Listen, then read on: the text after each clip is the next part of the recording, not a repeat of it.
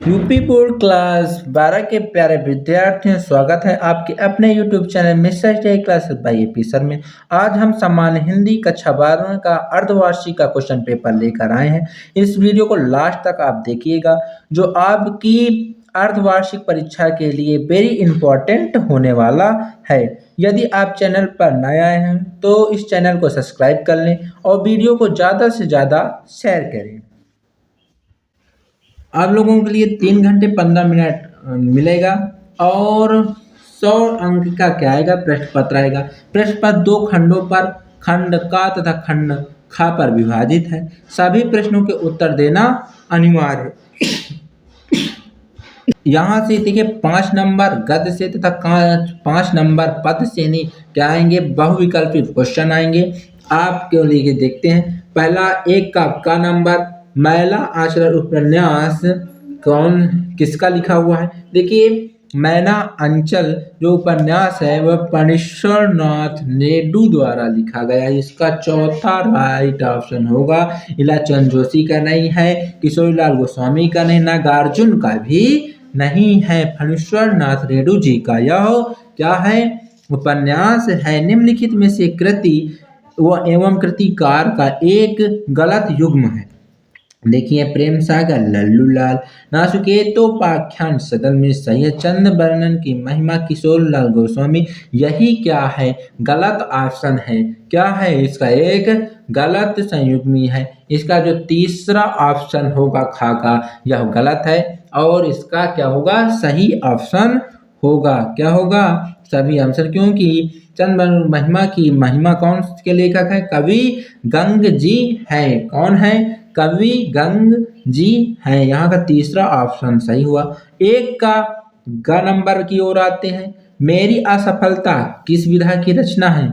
क्या है, मेरी असफलताएं किस विधा की रचना है। देखिए हम इसी प्रकार के मॉडल पेपर लेकर आते रहते हैं, इसलिए हमारे चैनल को सब्सक्राइब कर लें। और देखिए बढ़ते हैं पेपर के क्वेश्चन पेपर की ओर। यहाँ पर मेरी असफलता किस विधा की रचना है, तो आत्मकथा की विधा की रचना है। इसका दूसरा ऑप्शन सही होगा। क्या होगा, आत्मकथा होगा। क्या होगा, आत्मकथा होगा। क्या होगा राइट ऑप्शन, इसका राइट ऑप्शन आत्मकथा होगा। अब 1 का घ नंबर की ओर आते हैं। शुल्क युग को अन्य किन नामों से जाना जाता है, तो शुल्क युग को अन्य देखिए स्वर्ण युग, प्रयोगवादी युग तथा प्रगतिवादी युग, छायावादी। तो शुल्क युग को छायावादी युग से नाम से जाना जाता है। इसका चौथा ऑप्शन सही होगा। अब आते हैं 1 का घ नंबर की ओर, अंगा नंबर की ओर। आधुनिक काल को गत काल किसने से अभिगृहित किया था। देखिए श्याम सुंदर दास में रामचंद्र शुक्ल, महावीर प्रसाद द्विवेदी, रामचंद्र शुक्ल। देखिए जो इनका आधुनिक काल को गद्य काल के नाम से जो सिद्ध किए थे वह रामचंद्र शुक्ल ने अभिगृहित कहा था। क्या कहा था, इसका तीसरा ऑप्शन सही है। अब आते हैं दूसरे का नंबर की ओर। रीति काल के किन्हीं कवियों के ने वीर रस की रचना की है। तो देखिए वीर का रीति काल में वीर रस के जो कवि थे वह भूषण ने की है। कौन कवि ने की थी, भूषण ने वीर रस में जितना भी लिखा है वीर रस में लिखा। दूसरे का खा नंबर की ओर आते हैं। निम्नलिखित में से भक्ति काल का महाकाव्य है। देखिए भक्ति काल का महाकाव्य पूछ रहा है, तो भक्ति काल का महाकाव्य जो है वह रामचरितमानस है। क्या है, रामचरितमानस। इसका तीसरा ऑप्शन सही होगा। जिन्होंने गोस्वामी तुलसीदास ने रचा है। अब दूसरे का अंगा नंबर की ओर आते हैं। ये इसको पढ़ते हैं कि सुमित्रानंदन पंत को साहित्य अकादमिक पुरस्कार मिला था। तो देखिए साहित्य अकादमिक पुरस्कार इनकी 4 रचनाएं दी गई हैं। चारों रचना में इन्हें कोई ना कोई क्या मिला है, पुरस्कार मिला है। लेकिन इनका साहित्यिक आदमिक पुरस्कार कला और बूढ़ा चांद पर मिला है। तीसरा ऑप्शन इसका सही होगा। दूसरे का घ नंबर की ओर आते हैं। सुमित्रानंदन पंत की रचना है। देखिए सुमित्रानंदन जो पंत की जो रचना है वह पल्लव है। क्या है, पल्लव है। राइट ऑप्शन इसका क्या होगा? पल्लव। घ नंबर में आते हैं, निम्नलिखित में से सगुण भक्ति शाखा के कवि नहीं है।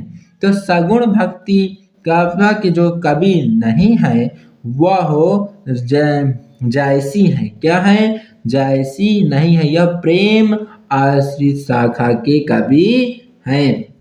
अब यहाँ से आप लोग तीसरे गद्यांश में आएंगे, जहां पास आप लोगों को क्या देना पड़ेगा? तो 10 नंबर के पूछे जाएंगे, 5 क्वेश्चन आएंगे, प्रत्येक प्रश्न 2 अंकों का आएगा। तीसरे क्वेश्चन के गद्यांश को आपको पढ़कर इसको लिखना है। आप इसको पूरा पढ़ लीजिएगा और इनके उत्तरों को दे दीजिएगा। और यदि आपको नहीं है तो आप इसका स्क्रीनशॉट ले लीजिए और यहाँ देखिए उपयुक्त गद्यांश पर संदर्भ लिखिए, रेखांकित अंश की व्याख्या कीजिए, जहाँ से पूर्वजों से लेकर चाहते हैं यहाँ तक का आपको क्या लिखना होगा? इसकी व्याख्या करनी होगी। और ये पूरा आप पैराग्राफ जब पढ़ेंगे तभी आप इनके क्वेश्चन आंसर दे पाएंगे। और यह राष्ट्र के स्वरूप से लिया गया है, और राष्ट्र के स्वरूप से लिया गया है तो यह किसने लिखा था? वासुदेव अग्रवाल जी ने लिखा है। कौन लिखे हैं? वासुदेव अग्रवाल जी ने लिखा है। और हमारे पूर्वजों संस्कृति के देखिए ये क्वेश्चन है, आप इन्हीं जो क्वेश्चन है जो ऊपर गद्यांश दिया है वहां से आप ढूंढ कर लिख लीजिएगा। अब आगे बढ़ते हैं, आपको अथवा भी दिया है। यह रविन्द्रनाथ ने इस भारतवर्ष के महान मानव समुद्र कहा है। देखिए इसको यहाँ से यहाँ तक पूरा पढ़ लीजिएगा। पढ़ेंगे तो आप इनके क्वेश्चन आंसर आराम से दे पाएंगे। जब इनके आप क्वेश्चन आंसर दे देंगे तो यहाँ से आप 10 अंक क्या कर लेंगे? अर्जित कर लेंगे। क्या कर लेंगे? अर्जित कर लेंगे। अशोक के फूल से लिया गया है यह जो वे है, और इसके जो लेखक हैं वे हजारी प्रसाद द्विवेदी जी हैं। क्या है? हजारी प्रसाद द्विवेदी जी हैं।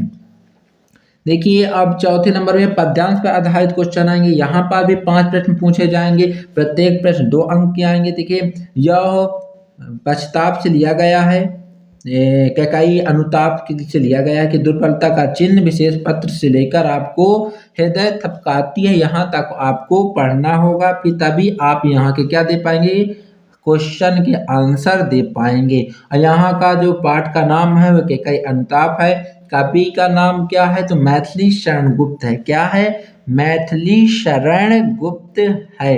और रेखांकित अंश की व्याख्या आप पढ़ चुके होंगे। यदि आपको रेखांकित व्याख्या करने में भी दिक्कत होती है तो बताइएगा, हम वीडियो प्रोवाइड कर देंगे।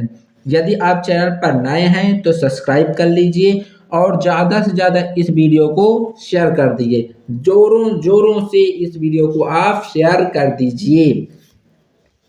अब यहाँ आप जब इसको पढ़ेंगे और तभी जाकर आप इनका वे करते थे। अथवा में भी वही आ गया। कौन सर्वहित मतलब पश्चाताप करते हुए भारत कहते हैं कि कौन अभिषित है। अब इसको पूरा पढ़ने के पश्चात ही आप इनके क्या दे पाएंगे? क्वेश्चन के आंसर दे पाएंगे। कि कई अनुताप हैं, हमने पहले बताया। और मैथिली शरण गुप्त क्या है? इनके कवि हैं। अब यहाँ पर देखिए आपको गद्यांश के जो लेखक आएंगे 3 ऑप्शन दे दिए जाएंगे।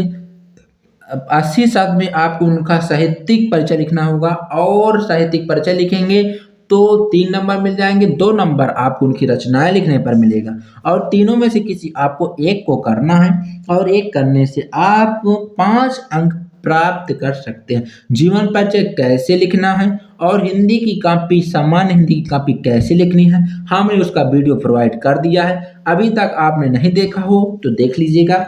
ख नंबर में आते हैं, निम्नलिखित में से किसी, अब यहाँ पर कवि आएंगे, 3 कवि पूछ लिए जाएंगे, तीनों में से किसी एक का लिखना पड़ेगा। 80 शब्द पर साहित्यिक परिचय लिखना होगा, और यहाँ पर लिखेंगे तो और रचनाएं जब लिख देंगे तो 2 नंबर आपको वहां से रचनाओं से मिल जाएंगे, और 1 नंबर कहाँ से मिल जाए? 3 नंबर आपको साहित्यिक परिचय लिखेंगे तो मिल जाएंगे। ये क्वेश्चन पेपर देखिए वेरी इंपॉर्टेंट है, आप इसको पूर्णतः देख कर ही जाइएगा। आप कोई भी पेपर देने जा रहे हो आप यहाँ को देख कर ही जाइएगा। अब बढ़ते हैं और आगे यहाँ के बाद हमने बता दिया। पंच लाइट कहानी का सारांश अपने शब्दों में लिखना, और पंच लाइट का जो सारांश है, जो किस प्रकार से लिखना है, जो छठवां क्वेश्चन आएगा, इसका वीडियो हमें प्रोवाइड कर दिए हैं। यदि आपने अभी तक नहीं देखा है तो देखिए। हमने बताया कि पंच लाइट कहानी को तथ्यों के आधार पर बेचना कैसे करनी है, तभी आपको 5 नंबर एग्जामिनर देगा, जो एक भी कटेगा नहीं। अब देखिए यहाँ पास साथ में क्या है, स्वपठित काव्यखंड से द्वितीय सर्ग की कथा वस्तु संक्षेप में लिखिए। स्वपठित काव्यखंड में आधार पर नायक तथा नायिका का चरित्र चित्रण कीजिए, या अपने अनुसार जो आपके जिले में लगता हो उसी के अनुसार याद कर लीजिएगा, और याद कर कर या लिखने पर आपको 5 नंबर यहाँ से भी मिल जाएंगे। अब देखिए खंड खा आ जाएगा यहाँ से, और यहाँ से खंड आ चलने से पहले आपको यहाँ संस्कृत में क्या लिखना पड़ेगा। लिखने का हम पहले ढंग बता देते हैं। पहले आपको अद्यांत लिखना पड़ेगा, अद्यांत के बाद संदर्भ लिखना पड़ेगा, संदर्भ के बाद तीसरी हेडिंग होगी हिंदी अनुवाद। जब आप इसका पूर्णता लिख देंगे तो आपको 7 नंबर मिल जाएंगे। 2 नंबर आपको मिलेगा संदर्भ लिखने का, 5 नंबर लिखेंगे इसकी हिंदी अनुवाद करने में। इसी प्रकार अब पद में आएगा क्वेश्चन, पद में इसको आप पढ़ लीजिएगा, याद कर कर जाइएगा, क्योंकि ये नंबर बटोरने वाली 2 सब्जेक्ट हो जाती है। इसमें लिखना कम होता है और नंबर ज्यादा मिल जाते हैं। 9वें क्वेश्चन में आते हैं, इसमें मुहावरे और लोकोक्तियों में किसी एक का अर्थ लिखकर वाक्य प्रयोग करना है। जैसे ईंट में ईंट बजाना, आगे कुआं पीछे खाई, मतलब कोई भी रास्ता नहीं होना, सभी तरह से नहीं दुविधा में फंस जाना, आसमान से गिरा खजाना पर लटक मन, एक मुसीबत से निकलने से दूसरी मुसीबत में फंस जाना। और देखिए इसी प्रकार से आपको 4 ऑप्शन दे दिए जाएंगे, जिसमें से एक का आपको अर्थ और वाक्य प्रयोग करना होगा। अब 10वें क्वेश्चन पर आते हैं, अपठित गद्यांश पर आधारित उनके प्रश्नों के उत्तर देना होगा। आपको इनको पूरा जब पढ़ लेंगे, इस पद्यांश को जहां आप पढ़ लेंगे तो आप इसके क्वेश्चन आसानी से दे देंगे। इसमें ज़्यादा कठिन क्वेश्चन इसमें नहीं आते हैं। और आप लड़कियों के लिए अथवा भी मिल जाएगा। अथवा के लिए भी आप ऊपर वाला कर लें चाहे नीचे वाले कर लें, लेकिन इनमें से किसी एक को ही आपको करना। ख नंबर का 11वें का निम्नलिखित शब्द युग्म का सही अर्थ का चयन कीजिए। तो धरा तथा धारा क्या होती है, आइए आपको 4 ऑप्शन दे दिए जाएंगे। तो इसका राइट ऑप्शन होगा, क्या होगा, पृथ्वी और जल का प्रवाह। दूसरा प्रसाद प्रासाद, तो इसमें क्या होता है, प्रसाद का मीन्स होता है क्या, प्रसाद का जो होता है, और प्रासाद, इनमें कृपा और महल। इसका राइट ऑप्शन 1 सही होगा। ख नंबर में आते हैं, निम्नलिखित शब्द में से किसी एक शब्द के 2 सही अर्थ लिखिए। देखिए मधु, योग तथा हर। हर से महादेव और शिव जी लिख सकते हैं, और योग से जोड़ना, जुड़ना, संधि, ये हो सकता है मधु, मधु मीठा, और मक्खी भी हो सकती है। अब आते हैं ग नंबर में, निम्नलिखित वाक्यांशों के लिए एक शब्द का चयन कीजिए। पैरों में जल पीने वाला, पादक, पैरों से जल पीने वाला, जो सामान्य नियम के विरुद्ध हो, अपवाद। निम्नलिखित में से किन्हीं 2 वाक्यों को शुद्ध करके लिखना। देखिए आपको 4 या 3 ऑप्शन दे दिए जाएंगे, इनमें से 2 को आपको शुद्ध कर लिखना है, जिससे आप यहाँ से 2 अंक प्राप्त कर सकते हैं। अब यहाँ पर देखिए रस, छंद, अलंकार से क्वेश्चन 2-2 नंबर के पूछे जाएंगे, और एक उदाहरण आप याद कर जाइएगा, जिससे आप लिखने पर यहाँ से भी क्या प्राप्त कर लेंगे, 2 नंबर आसानी से प्राप्त, 6 नंबर प्राप्त कर लेंगे। अब आते हैं 13वें क्वेश्चन की ओर। विद्यालय के प्रधानाचार्य के लिए शिक्षक पर पद नियुक्ति हेतु आवेदन पत्र लिखिए, और नगर निगम अधिकारियों के अपने क्षेत्र में फैली हुई गंदगी के लिए सफाई की मांग करते हुए पत्र लिखिए। ये वेरी इंपॉर्टेंट है दोनों पत्र, और यह यूपी बोर्ड में लगातार आने वाले हैं।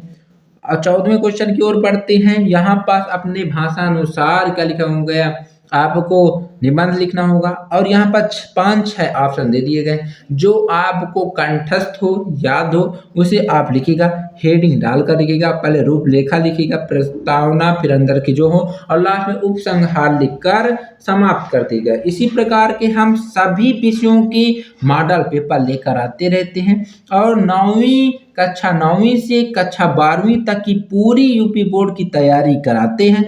इसलिए हमारे चैनल को सब्सक्राइब कर लें और इस वीडियो को ज़्यादा से ज़्यादा शेयर कर दें। मिलते हैं एक नए वीडियो के साथ, एक नए मॉडल पेपर या क्वेश्चन पेपर के साथ। हम लोग आपकी दुआ करते हैं कि आपका यूपी बोर्ड की तैयारी बहुत अच्छे से चल रही होगी और आप करते भी होंगे।